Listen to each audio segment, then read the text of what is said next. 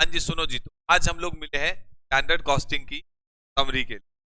आओ जी, standard costing की summary साथ साथ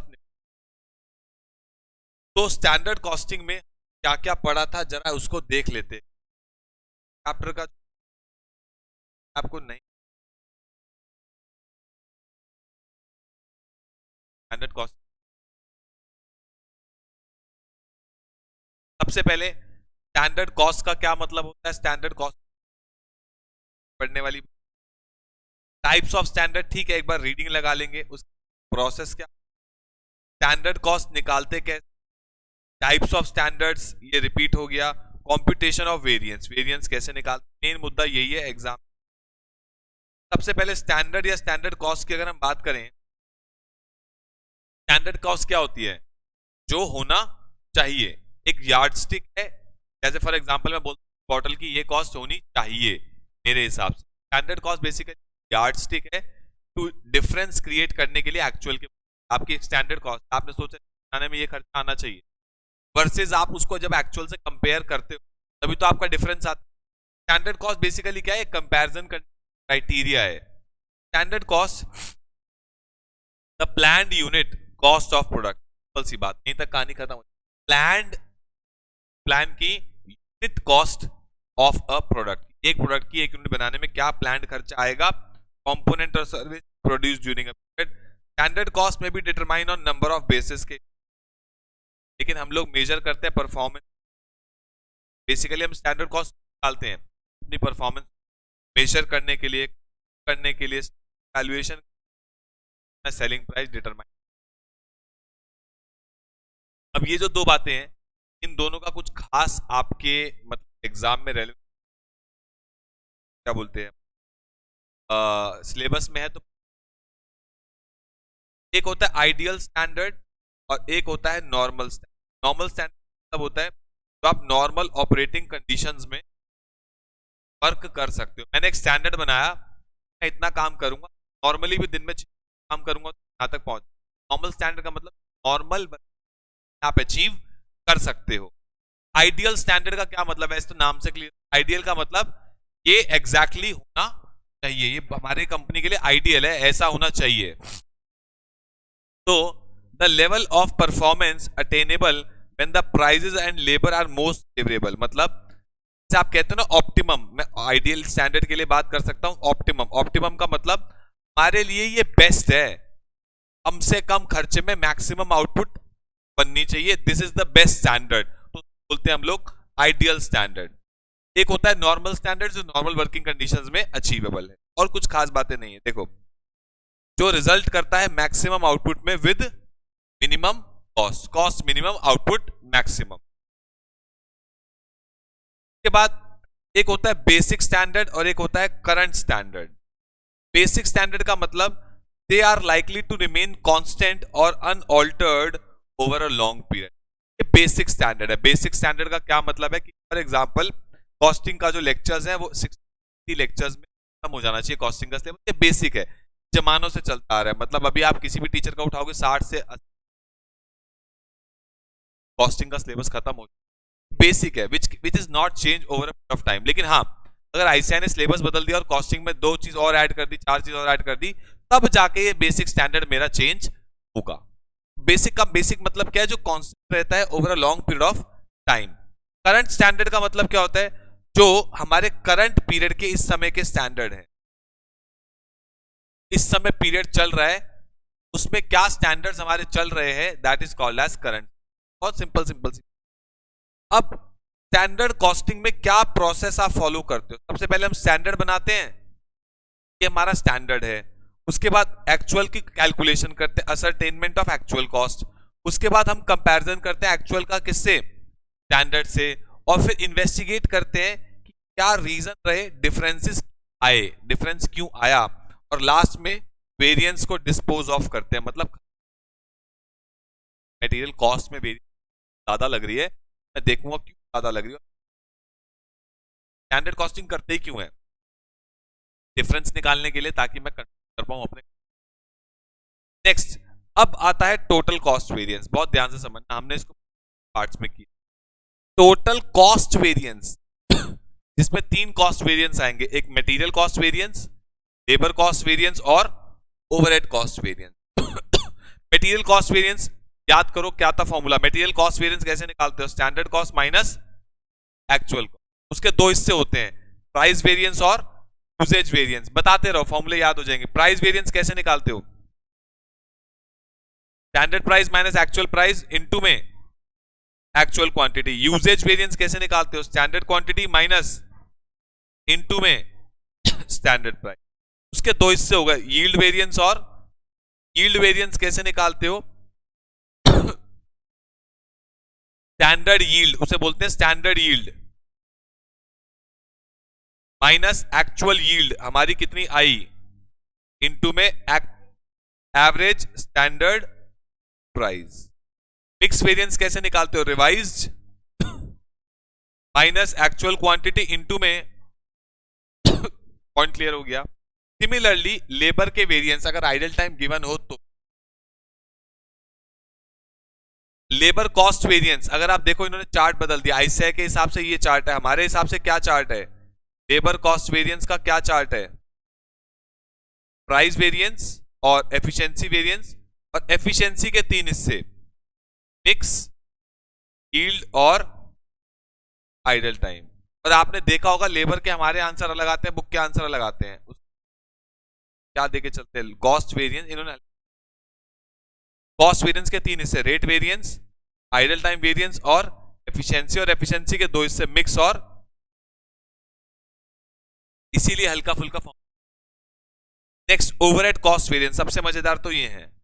ओवरहेड में 2 वेरिएंस होते हैं, वेरिएबल और फिक्स्ड। वेरिएबल के 2 हिस्से होते हैं, एक्सपेंडिचर और एफिशिएंसी। एफिशिएंसी बताओ कैसे निकालते हैं, आपको आता है, याद करो वो दिन, ASRBA, absorbed, standard, revised, budgeted. इसको लाइन से लिखो, एब्जॉर्ब्ड में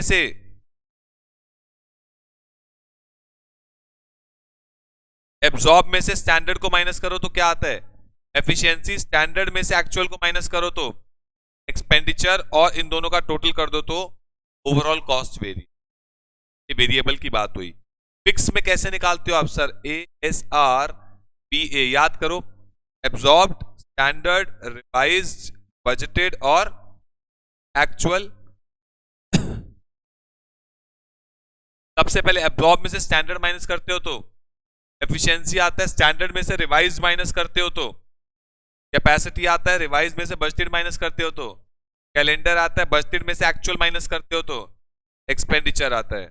इन तीनों का टोटल वॉल्यूम आता है, volume plus expenditure is equal to cost very. Clear हो गया, याद आ गया। तो अब हमारे फिक्स्ड ओवरहेड के ये पहले आता है एक्सपेंडिचर और वॉल्यूम, और फिर वॉल्यूम के 3 हिस्से, एफिशिएंसी, कैपेसिटी और कैलेंडर। तीनों का टोटल ही तो होता है वॉल्यूम। अब उनके फॉर्मूले अभी अभी हमने किए, material cost variance, standard cost minus actual cost. के बाद मटेरियल प्राइस वेरिएंस कैसे निकालते हो, standard price minus actual price into में एक्चुअल क्वांटिटी। यूसेज वेरिएंस कैसे निकालते हो, standard quantity minus actual quantity, लेकिन प्राइस कौन सा लेते हो, स्टैंडर्ड। फिर मिक्स वेरिएंस कैसे निकालते हो, रिवाइज्ड माइनस एक्चुअल इनटू में स्टैंडर्ड प्राइस। और यील्ड वेरिएंस कैसे निकालते हो, standard yield minus revise yield into में एवरेज स्टैंडर्ड प्राइस। लिखने का तरीका अलग है, चीज वही है। लेबर कॉस्ट वेरिएंस फटाफट से फॉर्मूले बोलो, standard cost minus actual cost. ये 2 हिस्से होते हैं हमारे हिसाब से, प्राइस वेरिएंस और एफिशिएंसी वेरिएंस। आप पहले उसके हिसाब से बात करते हैं, फिर इनके हिसाब से बात। रेट वेरिएंस हम कैसे निकालते हैं, याद करो, standard rate minus actual rate into में एक्चुअल। एफिशिएंसी वेरिएंस हम लोग कैसे निकालते हैं, actual hours, standard minus actual. और ये एक्चुअल की जगह क्या यूज करते हैं, एक्चुअल प्रोडक्टिव आवर्स। ये लोग क्या यूज करते हैं, एक्चुअल प्रोडक्टिव आवर्स। आपने देखा भी था, स्टैंडर्ड अभी एक सवाल में आया था, ये लोग क्या यूज करते हैं। देखो हमने क्या यूज किया, मैं अभी डिफरेंशिएट कर देता। हमने रेट वेरिएंस कैसे किया, rate variance standard rate minus actual rate into में एक्चुअल आवर्स, ये सेम है। पहले एफिशिएंसी पे आओ, हमने कैसे किया efficiency, standard hours minus actual hours into में स्टैंडर्ड रेट ये लोग कैसे करते हैं, standard hours minus actual productive hours into में। अब हम आइडल टाइम कैसे करते हैं, याद करो, actual hours minus actual productive hours into में स्टैंडर्ड रेट। ये तो ये भी यही पॉइंट क्लियर हो गया।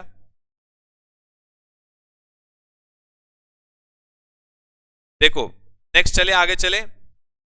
नेक्स्ट अब ये बताओ हम मिक्स वेरिएंस कैसे निकालते हैं।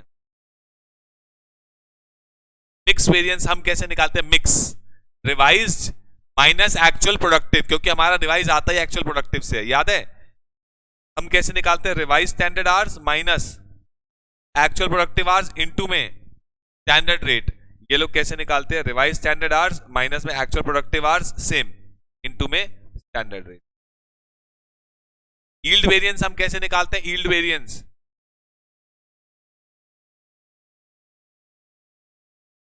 ये ना एक्चुअली रिपीट हो गया, ये लेबर यील्ड वेरिएंस आना चाहिए।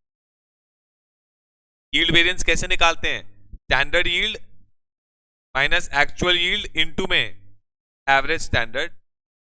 पॉइंट क्लियर हो गया। वेरिएबल ओवरहेड ये तो आपने ARBA से बताई दिया। सबसे पहले आता है एफिशिएंसी। एफिशिएंसी वेरिएंस कैसे निकालते हैं, एफिशिएंसी एब्जॉर्ब्ड माइनस स्टैंडर्ड और एक्सपेंडिचर स्टैंडर्ड माइनस सीधा एक्चुअल। आपको इसमें कुछ आप सीधा नहीं। फिक्स्ड ओवरहेड से बात करें, सबसे पहले आप ये बताओ एफिशिएंसी वेरिएंस कैसे निकालते हो, एफिशिएंसी एब्जॉर्ब्ड माइनस स्टैंडर्ड। उसके बाद कैपेसिटी कैसे निकालते हो, स्टैंडर्ड माइनस रिवाइज्ड। उसके बाद revised minus budgeted is what, calendar variance. इन तीनों का टोटल इज वॉल्यूम वेरिएंस। और अगर मैं आपसे बोलूं वॉल्यूम डायरेक्ट निकालना हो तो एब्जॉर्ब्ड माइनस बजटेड, ठीक है। और एक्सपेंडिचर वेरिएंस कैसे निकालते हो, बजटेड माइनस एक्चुअल, और इन दोनों का total is cost variance. Point clear हो, बस यही है चैप्टर में और कुछ भी। बाकी फिलहाल मैं दोबारा से एक बार आपको बताऊं, मटेरियल की और लेबर की टेबल कैसे बनती है, याद करो। एक होता है बजट, स्टैंडर्ड, रिवाइज्ड और एक्चुअल। पर में एक टेबल फालतू आ जाती है, एक्चुअल। बजटेड बेसिकली कि हम कितनी यूनिट में कितना माल लगेगा इनटू किस रेट पे आएगा या कितने आवर्स लगेंगे। एक्चुअल की यूनिट आपको गिवन कितना लगा, रेट में आया। लेकिन आप ये दोनों डेटा को कंपेयर नहीं कर सकते, आउटपुट में फर्क। तो आप इन दोनों की आउटपुट पहले क्या करते हो, सेम करते हो। आउटपुट में कितना एज पर माई सोच लगना चाहिए था और कितना लगा, जब आप इसको कंपेयर करते हो तो आपके सारे वेरिएंस निकलते हैं। व्हाट इज रिवाइज्ड, कि एक्चुअल में जो भी लगा वो भी अगर स्टैंडर्ड की रेशियो में लगता कितना लगता, क्या था रिवाइज्ड। पॉइंट क्लियर हो गया। उसके बाद अगर हम ओवरहेड की बात करें, ओवरहेड की जो टेबल बनती है, एक बजट, एक होता है एब्जॉर्ब्ड, एक होता है एक्चुअल और एक होता है स्टैंडर्ड। ये आपको तीन चीज ऐसी सीक्वेंस, आउटपुट, आवर्स और ओवरहेड, ये आपको सब कुछ गिवन होता है ज्यादातर। ये भी गिवन होता है ज्यादातर अगर ब्लैंक्स वाला सब। फिर आपको क्या करना होता है कि अगर मेरी एक्चुअल आउटपुट जो मैंने बनाई है, अगर वो सोच के हिसाब से बनाता, जो भी यहाँ पे रिश्तेदारी है, मतलब पर यूनिट क्या खर्चा आता और कितने घंटे लगते एज पर माई स्टैंडर्ड, वो निकालते हो। उसके बाद एक्चुअल की यूनिट और स्टैंडर्ड की यूनिट बराबर करते हो, आर सेम कर देते हो। जो यहाँ पे प्री डिटरमिन्ड रेट है पर आर का, उससे आप इसको मल्टीप्लाई करते हो तो आ जाता है। उसके बाद आपके लिए बहुत सिंपल है, एब्जॉर्ब्ड, स्टैंडर्ड, बजटेड और एक्चुअल। जो भी आपके ओवरहेड्स आए हैं वो यहाँ लिख देते हो, ऊपर से नीचे चलते हुए आते हो, कैपेसिटी, कैलेंडर और एक्सपेंडिचर, पहले तीन का volume, volume plus cost variance. Revise कैसे निकालते हो और कब निकालते हैं, सर ये 25 दिन का डेटा है और ये 26 दिन का डेटा है, तो 25 दिन में अगर इतने घंटे लगते हैं तो 26 में कितने लगने चाहिए, वो आपके आवर्स आ जाते हैं इनटू में स्टैंडर्ड रेट, जो भी आपका स्टैंडर्ड का पर आवर का रेट मल्टीप्लाई करते हो तो आपके रिवाइज भी। पॉइंट क्लियर हो, ये आपकी बेसिक समरी है स्टैंडर्ड की। मैं बार बार बोलूं, प्रैक्टिकल आता है, थ्योरी नहीं आता। आपको सिर्फ प्रैक्टिकल के जितने आपकी बुक सप्लीमेंट्री हमने सारे क्लास में डिस्कस कर लिए हैं, एक भी नहीं छूटा है। इससे बाहर पेपर नहीं आएगा, वो खैर आपको दिख ही जाएगा। इससे बाहर। ठीक है जी, तो फाइनली हमारा ये चैप्टर खत्म हो गया।